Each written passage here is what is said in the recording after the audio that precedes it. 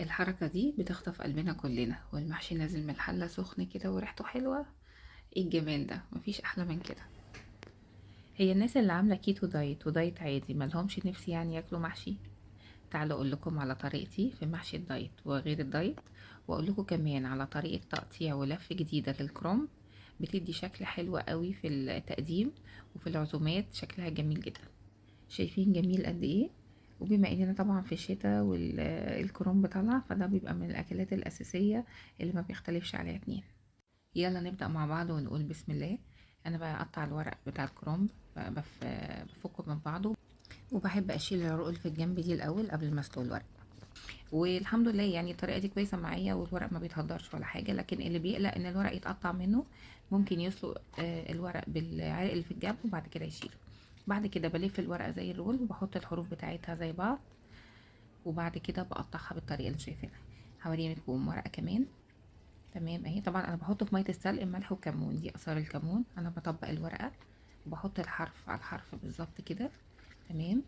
والفها رول، وبعد كده بقطع بالحجم اللي انا حباه، يعني حسب المحشيه. اشوف انا حابه حجمها يكون قد ايه، بقطع الورقه بالشكل ده وبحطهم جنب بعض عشان يبقى كلهم حجم واحد.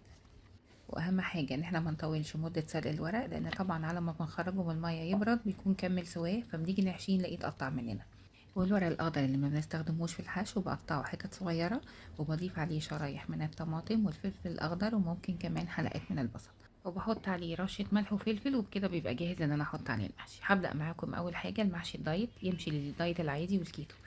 معايا هنا لحمة مفرومة، ضفت لها بصل وضفت لها خضرة محشي كزبرة وبقدونس وشبت. ضفت كمان فلفل متقطع حتت صغيرة. وبالنسبة للبهارات ملح وفلفل وزنجبيل وسبع بهارات. هبدأ أفك الرول بتاع ورق الكرنب اللي عملناه مع بعض، وأبدأ أحشيه باللحمة. اللفة هنا بتبقى زي لفة السمبوسة بالظبط، بتبقى سهلة في الحشو، غير ان بيبقى شكلها جميل في التقديم. وطبعا بنتحكم في حجم السمبوسة حسب ما احنا حابين. هجرب معاكم كذا واحدة، وما تقلقوش هي عمرها ما هتفك على النار خالص. ممكن نستخدم اللفة دي كمان في المحشي العادي بتاعنا اللي بنضيف له رز، بيبقى برضو شكله حلو وحجمهم جميل وشكله جديد في التقديم. بص شكلها حلو ازاي، حلوة جدا.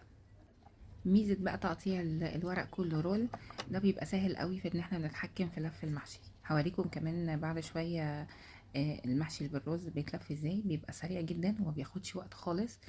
الناس اللي متعودة تقطع ورق الكرنب مربعات صغيرة وبعد كده تحشيه، جربوا تقطيعة الرول دي، هتلاقوها بتنجز معاكم جدا وبجد سريعة قوي وما بتاخدش وقت خالص. ممكن كمان نلف طريقة الرول لو طريقة اللف السمبوسة مش ظابطة معاكم.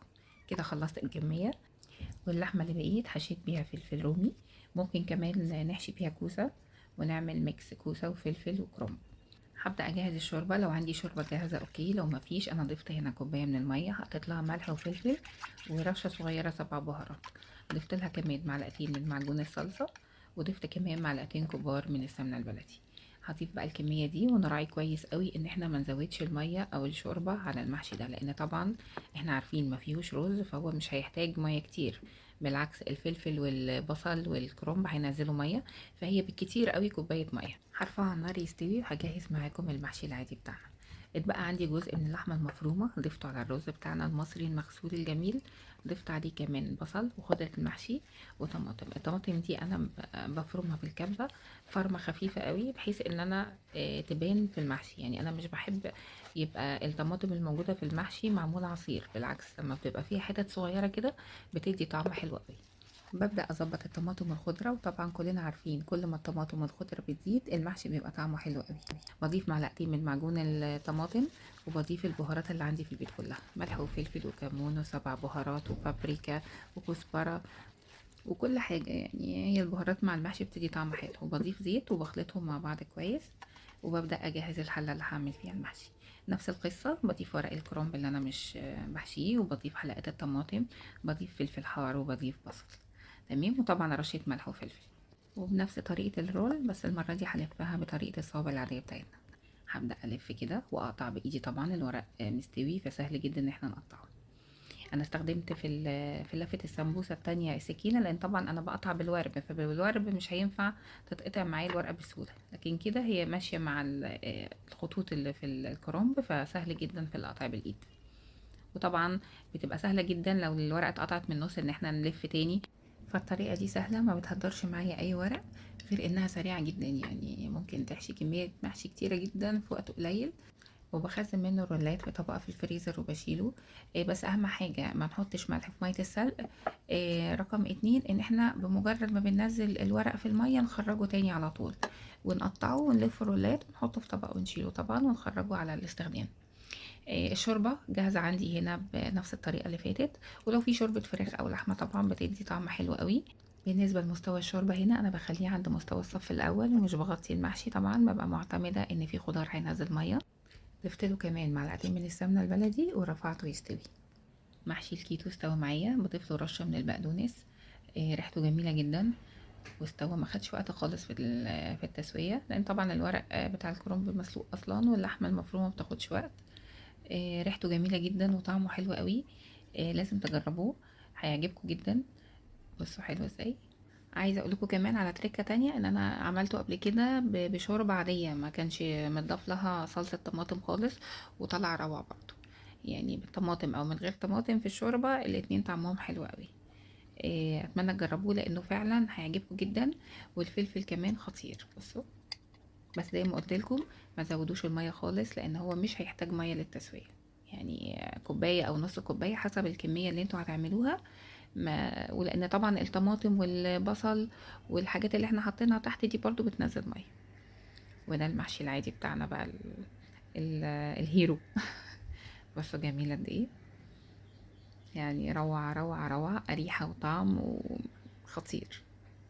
نسيت اقول لكم كمان في التسويه بضيف ورق لوري، بيفرق جدا في الريحه والطعم. طبعا وقت التقديم بنشيله.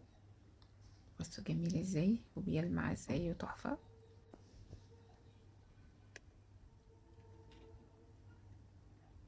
هفضيه بقى معاكم في طبق التقديم، وطبعا الحركة دي بتخطف قلبي. احنا نفضي كده في الطبق وينزل سخن، بيبقى حاجة كده تحفة يعني. احط بقى رشة بقدونس، بتدي برضو شكل حلو كده، ديكوريشن وطعم حلو مع المحشي برضو. الناس اللي عاملة دايت جربوا الطريقة بتاعتي في المحشي، وجربوا كمان طريقة اللفة الجديدة السمبوسة، هتعجبكم جدا وهتعجب الولاد جدا. ان شاء الله يكون الفيديو عجبكم، واللي عجبه ما ينساش يعمل لايك وشير، واللي اول مرة يشوفني انا شيري امام. دمتم بصحة وهنا.